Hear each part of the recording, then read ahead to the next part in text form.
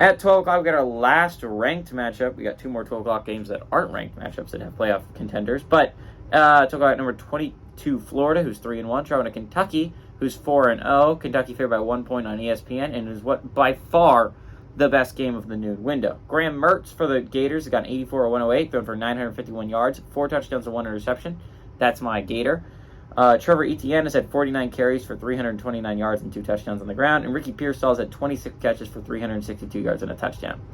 Devin Leary for the Wildcats has got 73 or 123, thrown for 1,060 yards, 9 touchdowns, 5 interceptions.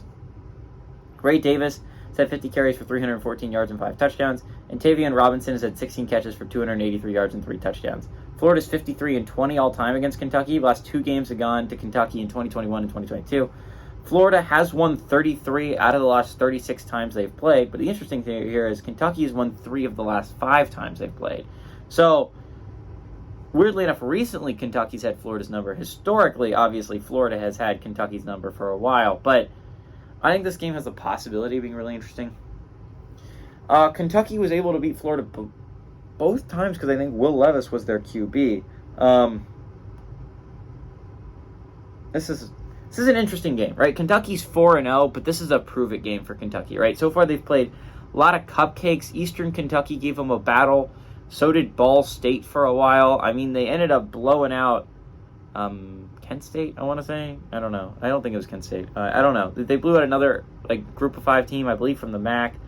And then they blew out Vanderbilt last week, but it's Vanderbilt. It's this is your prove-it game for Kentucky. You're 4-0, but it's big against cupcakes. It's your first actual test. You're going to get them at home, and it's a ranked Florida team. If you win this game, you're top 25 next week.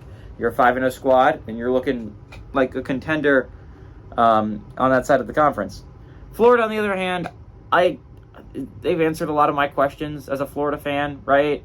We know who Graham Mertz is now. I think he's really good. I don't think he's going to get better, but he's been performing at a high level.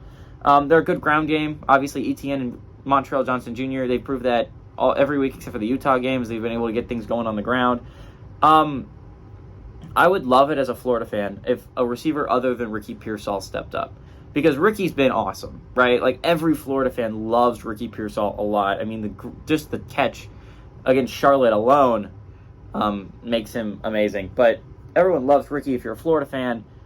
I'm worried about other people in the receiving corps stepping up. I would love to see that happen. Defense is awesome. I mean, it proved it last week against Charlotte. Even though the offense settled for a lot of field goals, Charlotte had 1 drive. I mean, they were really able to get almost nothing going the entire game. The defense is awesome. I have no doubt our defense is going to play well. Our kicker, brand new kicker, made some big-time kicks last week. A 50-plus yarder. He kicked one from, I love our new kicker. Smack is going to smack Kentucky around. I don't have a lot of questions. My one question is, can another receiver cop up that's not Ricky Pearsall? Devin Leary's a solid quarterback. I just don't think he's Graham Mertz level right now. Mertz is playing at a high level. I like Mertz to go on the road. And I know I might be just a little bit biased as a Gators fan, but I do think Florida has the better team here. I think we should go on the road, and I think we should beat Kentucky. Give me the Gators to win and cover on the road.